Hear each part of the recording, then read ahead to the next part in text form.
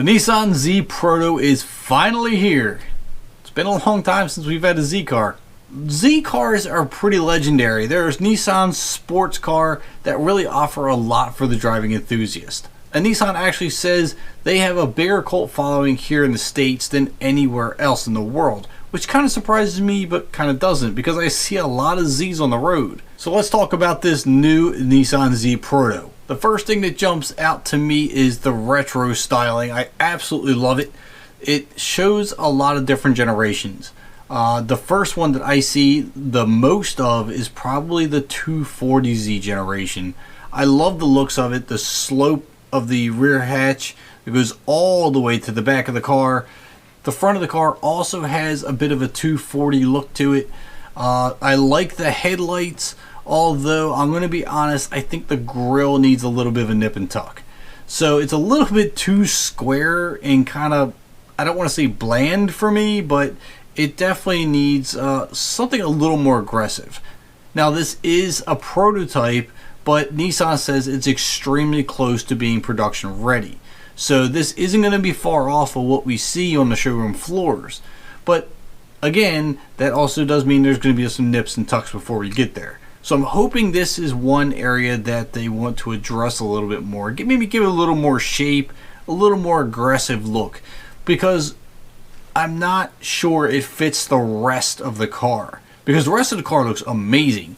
I love the fenders, I love the slope of the rear hatch again, and the length and proportions of the car look great. The side profile of the car is probably my favorite angle of the car. And if you look at the side, just behind the quarter glass is the Z emblem, but it's the old school Z emblem, and I think that's a really cool way to bring that history into the modern era.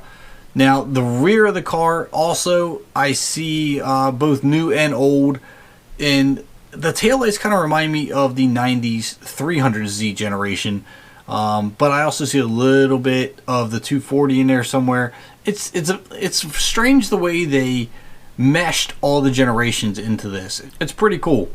Now the rear valance is pretty nice and sporty. It comes pretty high up on the bumper. It houses those nice dual exhaust tips. Overall, I love the styling of the car. It almost has the shape of a 370, but then it has the shape of the 240. It's very unique, and I love the way they did it. It looks really good. As far as the drivetrain is concerned, they did say it will be getting a twin turbo V6. Now they didn't mention any horsepower numbers or displacement of the engine or anything like that, but it is still very heavily rumored that it could get the 3-liter V6 out of the Infiniti Q60, and that the horsepower numbers are going to be somewhere around the 400 range. And I really wouldn't be surprised, because that's right about what we'll call the standard these days for a sports car.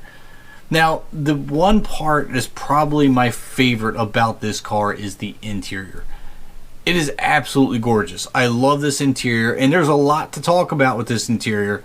I feel like it's giving away a little bit of a secret, so let's just jump right into it.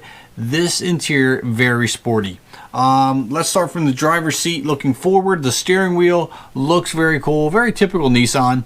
I just kind of wish they had a flat bottom on it. It's not really a deal breaker, but I think a flat bottom steering wheel would be pretty cool here. Or maybe offer it as an option for an upgraded model. That would be pretty nice.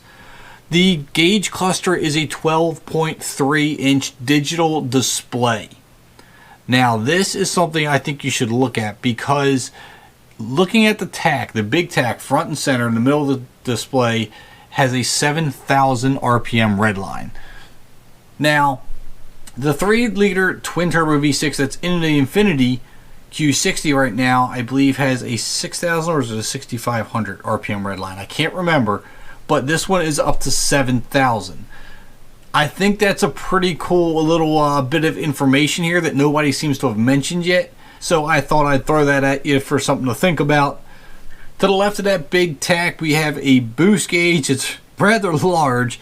But something else you want to think about here is, I'm not sure how much boost they plan on throwing at this car stock, but this gauge goes up to 20 psi, so we'll leave that up to your imagination as well. Gauges to the right are your oil temperature, your oil pressure, water temperature, and diff oil temperature. Now in typical Z fashion, you're also going to get the triple gauge pod up on the top of the center dashboard. The one on the far left is another boost gauge. Again, goes up to 20 psi. The one in the middle is also a turbo gauge. I am not sure exactly what this is measuring because it once again goes from, it says 0 to 25. I'm not sure what it's measuring. And then the one on the far right looks like a battery amperage gauge. Underneath of that, you have a large infotainment screen, nice large climate control knobs underneath of that.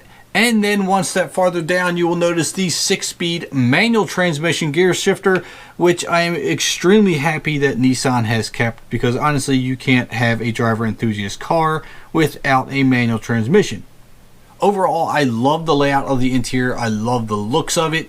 The dash itself looks very nicely wrapped in leather with yellow stitching to match everything else.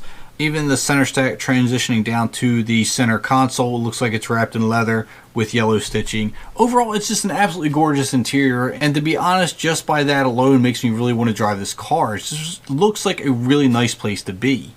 Now let's see if you picked up any of the little Easter eggs that I did in the gauge cluster. On the very far left bottom corner, I noticed it said 1,969 kilometers. Now, I think that's an Easter egg pointing back to the 1969 Z.